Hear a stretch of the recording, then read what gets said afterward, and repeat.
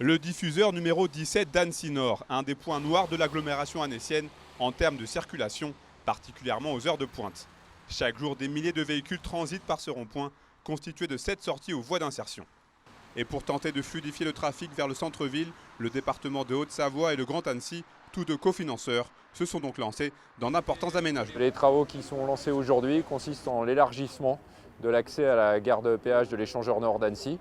Donc aujourd'hui, on a 2 voies en sortie, 1 voie en entrée, et on va passer à peu près 3 voies en entrée et 3 voies en sortie. Ensuite, ça s'inscrit dans un programme plus large de la mise à 2x2 entre l'échangeur de Gillon, qu'on va terminer tout début d'année prochaine, et le diffuseur nord d'Annecy, où on va passer toute la section, donc 2,4 km en 2x2. Au total, 37 millions d'euros seront nécessaires pour ces investissements. Le but étant de perturber le moins possible la circulation pendant la durée des travaux. Et à l'heure où les problématiques liées aux mobilités sont au cœur des préoccupations, une voie dite intelligente sera créée. Nous avons 2 fois 2 voies dans le dispositif et nous serons capables d'affecter au transport collectif ou au transport ou à la voiture particulière en fonction du trafic avec une signalisation qui nous permettra cette forme d'intelligence.